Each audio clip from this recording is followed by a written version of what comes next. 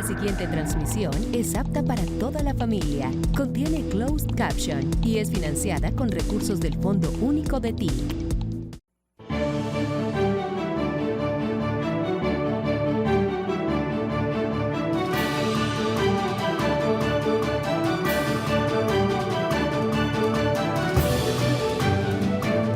Saludo a la excelentísima presidenta constitucional de la República de Honduras, señora Xiomara Castro Sarmiento, y a todos los jefes y jefas de Estado, presidentes, primeros ministros, cancilleres y embajadores de los países que integran la comunidad de Estados latinoamericanos y el Caribe, y en general a todas las personas que nos escuchan a través de los medios de comunicación y en la transmisión directa. Como tendré oportunidad de hablar después, solo me voy a referir a unas apreciaciones sobre la coyuntura, nuestra posición en el mundo, en este momento, y el mundo que tenemos en este momento, el que nos toca vivir. Yo pienso que está planteado una tensión a escala mundial entre dos formas de resolver problemas: el multilateralismo, como le llaman, y la soledad. Colombia tuvo un escritor muy famoso que escribió el libro más famoso de Colombia y el más universal de todos, va a traducirse ahora en el Japón, que es 100 años de soledad. 100 años de soledad ahora es la historia de los colombianos matándonos entre sí. Los colombianos durante un siglo, de ahí los 100 años de soledad, pero se escribió hace décadas, luego llevamos más de un siglo de soledad. Hemos perdido territorio, hemos perdido sueños, la Gran Colombia, por ejemplo. Hemos perdido posibilidades en el mundo por estar matándonos entre nosotros. Y aún no termina el problema. Y si yo amplío esto ahora a escala mundial, diría que hay cierta tendencia, cierta corriente a buscar que nos matemos entre todos y que vivamos un siglo de soledad como humanidad. Porque en ese siglo, el siglo latinoamericano de la soledad, el siglo europeo de la soledad, el siglo africano de la soledad, el siglo chino de la soledad, porque se ha puesto eso sobre la mesa, no es más sino para preservar un poder que ya no le hace bien a la humanidad. Si le hiciese bien a la humanidad no era necesaria la soledad, era necesaria más bien la multilateralidad, que es como hasta ahora nos hemos venido entendiendo, mal que bien. Multilateralidad hace referencia a lo común, la soledad hace referencia a que no tenemos problemas comunes, que cada cual se defienda, una especie de neoliberalismo, pero ya extralimitado del mercado puro y de la sociedad simple hacia el conjunto de la humanidad. Compitan, defiéndase como puedan, no se junten. Y resulta que esto es completamente irracional y por fuera de la especie humana. La especie humana en su historia, en lo que sabemos, solo ha podido sobrevivir en este planeta ayudándose. Según documentales, sobrevivimos y estuvimos incluso por encima de los neandertales que llevamos en nuestros genes, porque pudimos subsumirlos, pero les ganamos solo por una razón. Ellos andaban solitarios y nosotros en manada, en gavilla, como dicen en mi tierra. Y fue esa manada y esa gavilla que implica una coordinación, una organización, un ayudarse entre sí, lo que ha permitido que la especie humana esté hoy en el lugar que está en el planeta Tierra. La invitación de hoy es a que olvidemos eso, la memoria de 1.000.000 de años, que está metida dentro de nuestro disco duro cerebral, y que nos comportemos como los neandertales, es decir, que asumamos el camino de la extinción, que cada cual vaya por su lado y veremos qué pasa. Cada uno por su lado no tendrá más opción que extinguirse. Algún grupo sobrevivirá, el más poderoso y el que más se junta, quizás.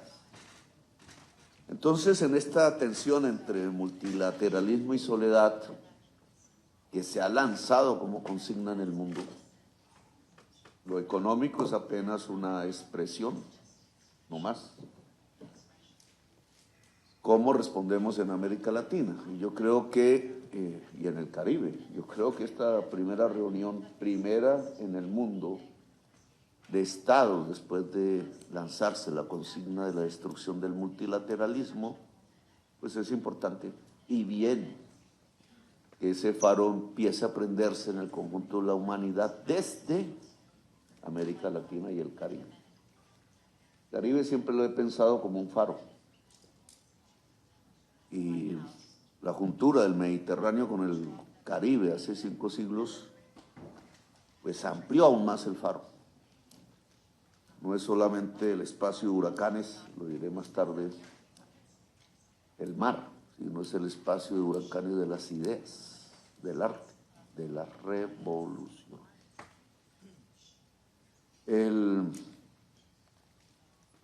Si nos inscribimos en esta tesis de si nos ayudamos o no, si cada cual aquí sale a su soledad como pueblo y va a recorrer lo que ya sabemos los colombianos, 100 años de soledad,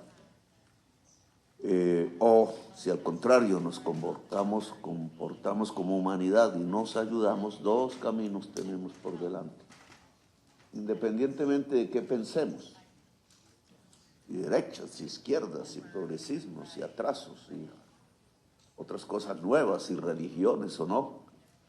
Independientemente de eso, o nos vamos solos o nos ayudamos. Y yo creo que debemos ayudarnos. Es mi propuesta, que profundicemos la ayuda y la colaboración mutua en América Latina y el Caribe. Y no caigamos en la trampa de resolver los problemas solos, porque nos van a destruir, o nos vamos a autodestruir, como ha hecho Colombia en varias décadas. Hay una agenda propuesta para la soledad y hay una agenda propuesta para la ayuda común. Y depende allí que escogemos como prioridad. La agenda de la soledad solo tiene 2 nombres: migración y bloqueo. La agenda de la ayuda es más compleja, más difícil, pero muchísimo más interesante para todas y todos aquí presentes, representantes de nuestras naciones. Si es la soledad, hay que hablar de migración y tratar al migrante como un criminal. ¿Lo aceptamos? A mí me sorprendió que no pude reunirme, una vez fui insultado por decir que los migrantes no son criminales y que no deben llegar encadenados a nuestra tierra, porque si aceptamos un solo migrante encadenado, no solo retrocedemos a la época de Torrijos, buscando su soberanía, sino que retrocedemos a la época en que llegaron los primeros barcos cargados de negros y negras africanas encadenados.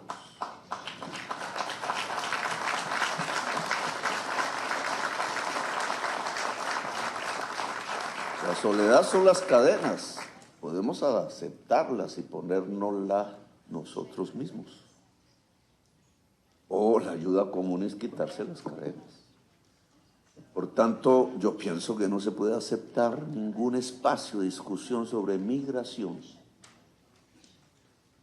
que tiene unas causas que no se colocan en la mesa de la discusión. Las causas no son más sino pobreza. ¿Qué más?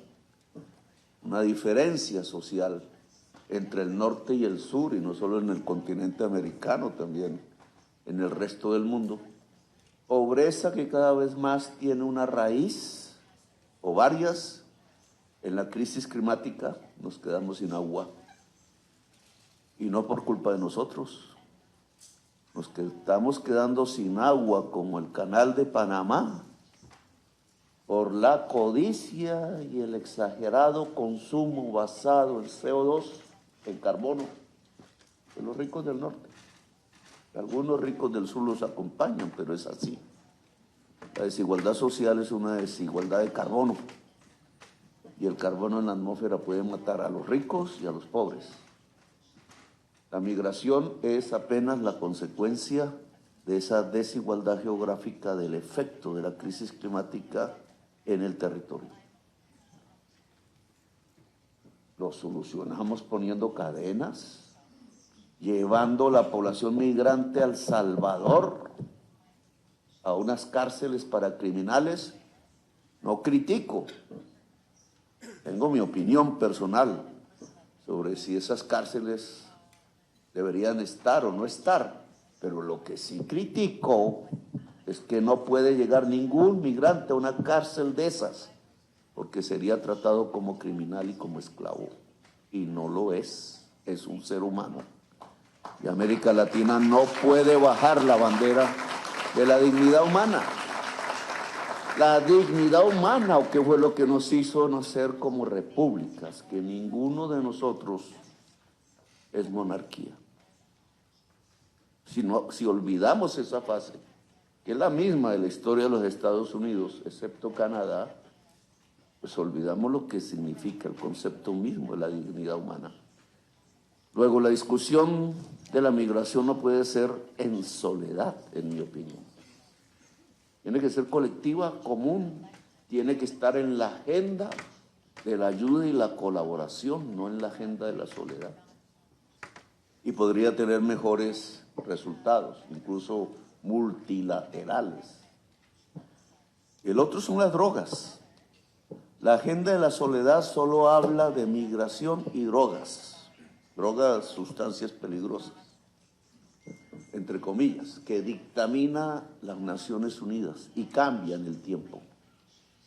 Y también aquí tenemos un problema común, porque las sustancias prohibidas antaño tenían una fuente geográfica, y ahí la soledad y los 100 años de soledad de Colombia.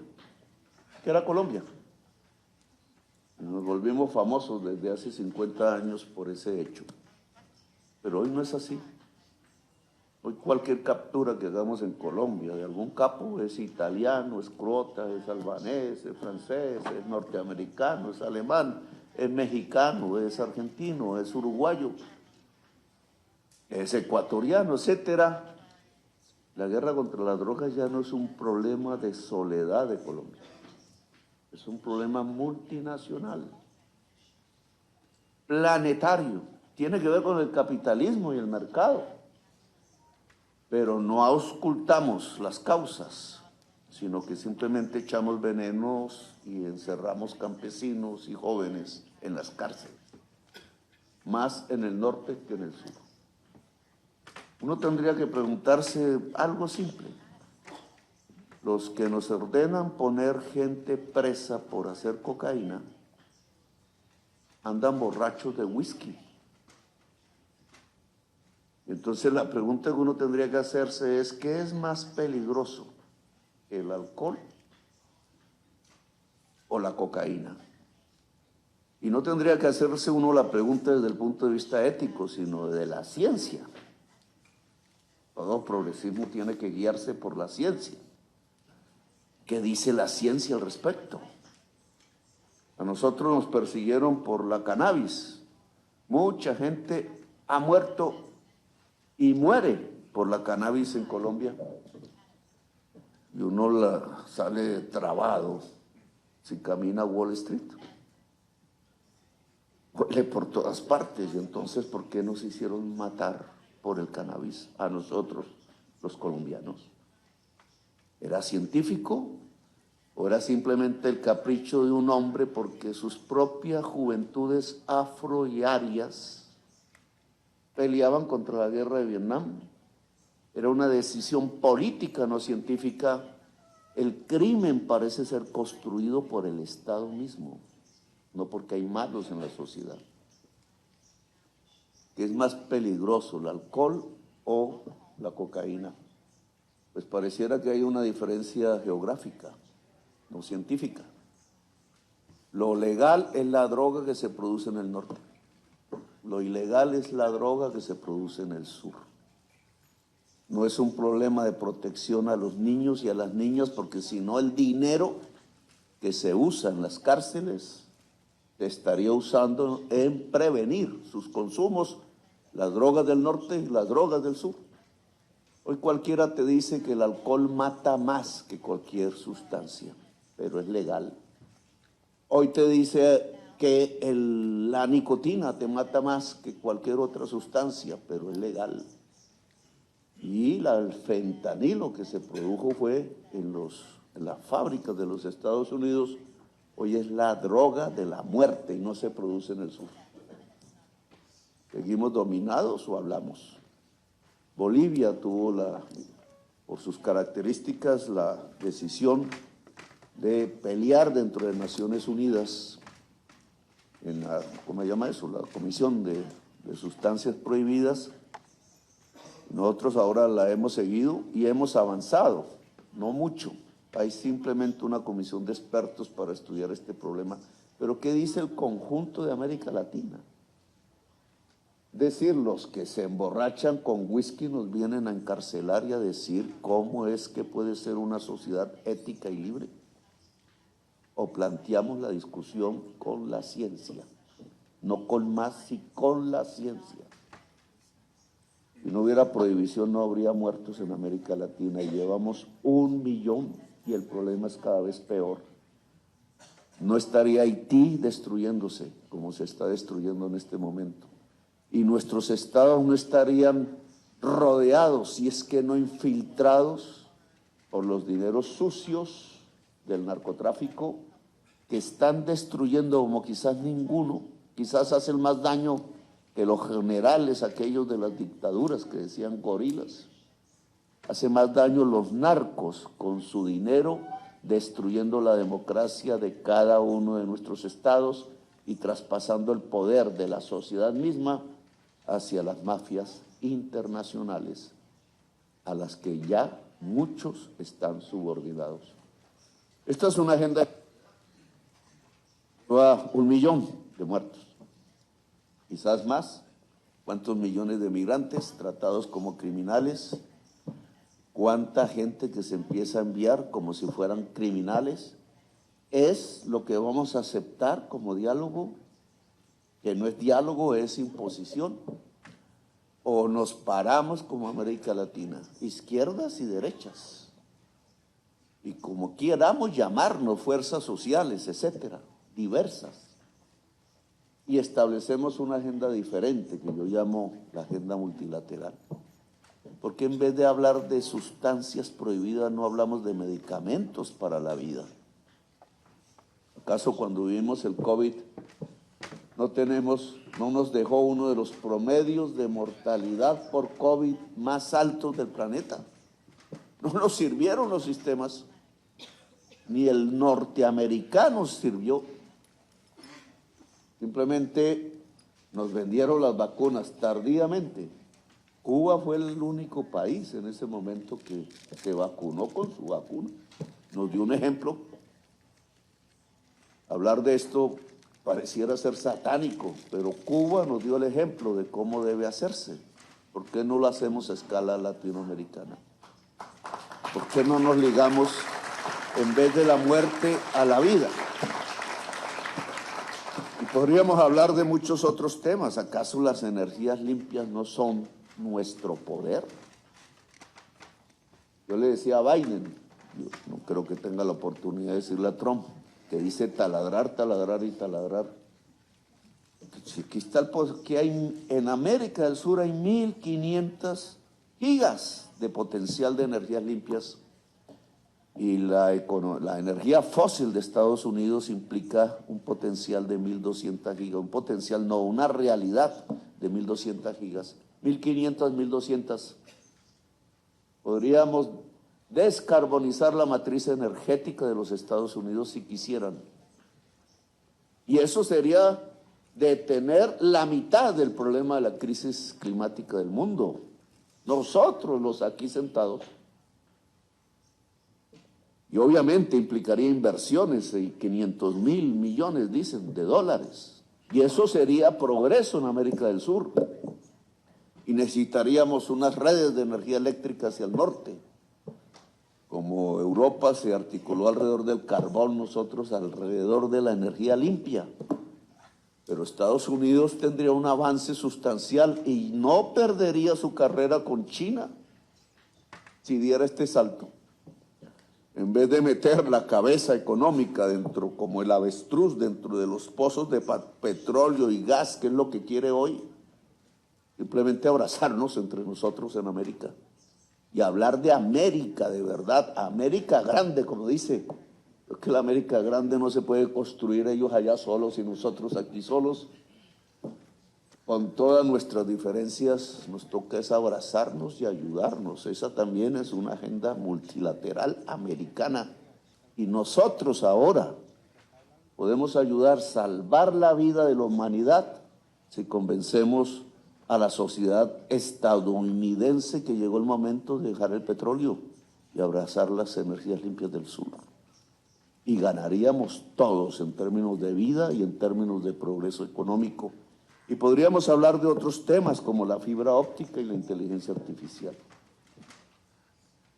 ¿Quién va a ser el dueño de la nube? Que no es más sino el conocimiento acumulado histórico de toda la humanidad.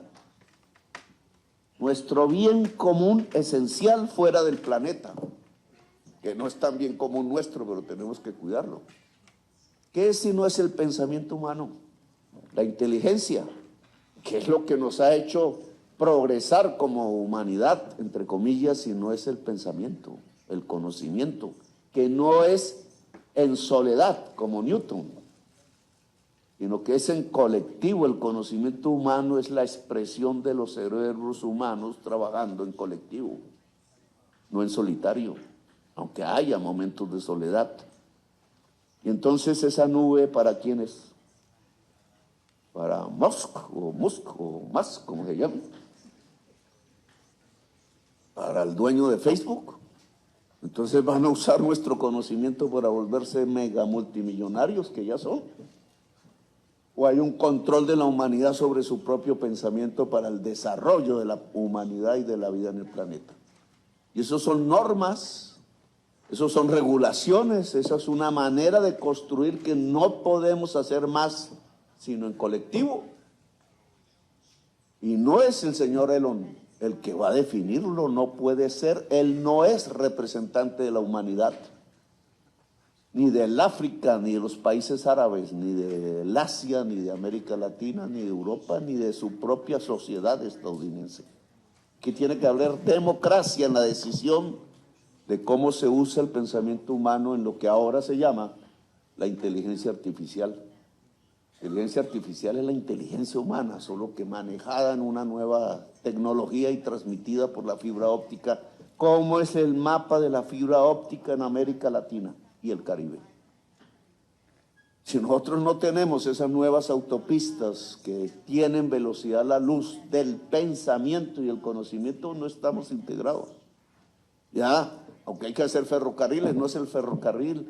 Ya, aunque hay que hacer carreteras, no es la carretera, no es el avión. Es la fibra óptica. Y entonces, ¿cómo estamos construyéndola colectivamente entre nosotros, los latinoamericanos y los caribeños? Yo soy caribeño y latinoamericano al mismo tiempo. Mi amigo Ralph me enseñó a hacerlo. Latinoamericanos y caribeños como el pueblo garífuna, del cual me gustaría que hiciéramos un congreso para resolver los problemas con Nicaragua en San Andrés y Providencia, que es nuestra tierra garífuna. Y no sigo por acá porque tengo que hablar ahora y me daño yo mismo mi discurso, Presidenta Castro, pero me parece que nosotros debemos escoger la agenda multilateral de la ayuda común y no la agenda de los 100 años de soledad de América Latina y el Caribe. Gracias por haberme escuchado, muy amable. Gracias, presidente Petro.